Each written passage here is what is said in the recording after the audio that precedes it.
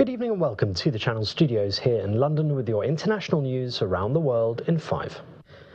US President Donald Trump says the ceasefire in Gaza is still in place hours after Israel's military said it carried out a wave of strikes against Hamas.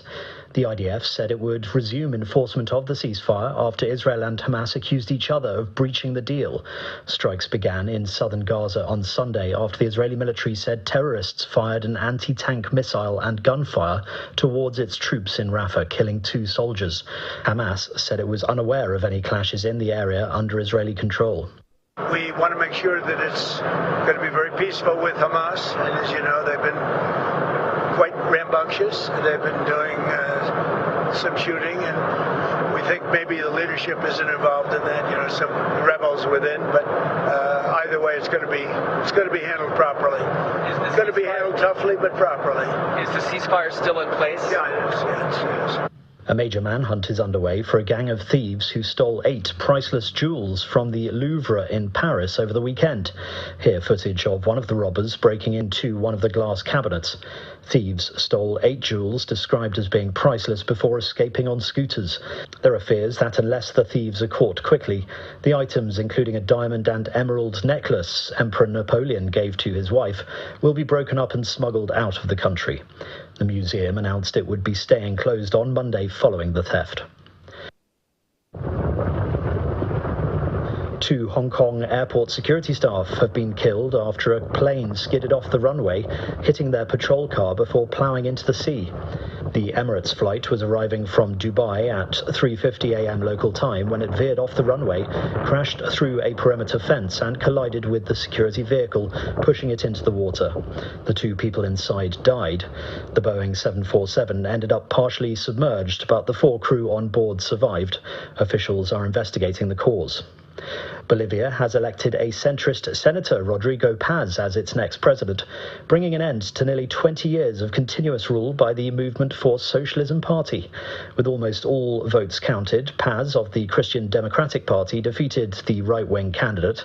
A severe economic crisis and infighting within MAS, which has dominated Bolivian politics since 2006, saw many voters wanting change. Paz has said he will end fuel shortages and address Bolivia's wider economic problems. And today, from this victory, we extend our hand to govern with all men and women who love the homeland. This is not an ideological issue because Bolivians know ideology doesn't feed us. What feeds us is the right to work.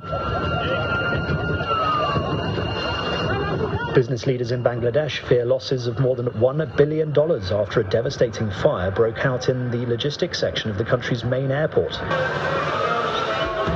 Clothes and raw materials were among the goods destroyed, which could put some businesses at risk, according to the country's export associations. The cause of the fire, which took 27 hours to extinguish, is still being investigated. The blaze had forced the temporary suspension of flights and airport operations. A bus driver has died after being hit when a coach carrying supporters of an Italian basketball team was attacked with stones, allegedly by rival fans. Pistoia basket fans were travelling on the highway near the town of Rieti, northeast of Rome, when, according to local media, fans of SRS Sebastiani Rieti began throwing objects. Fans of the Tuscany-based Pistoia were travelling back from the game between the 2 second-tier sides, which the team won. And millions of Indians are celebrating Diwali, the festival of lights, one of Hinduism's most significant and widely observed festivals.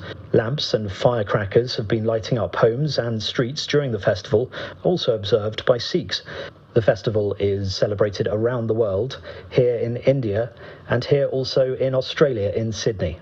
In recent years, several states have restricted or banned firecrackers and fireworks to combat rising air pollution. And that's your international news around the world in 5. Now back to the Channel Studios in Lagos.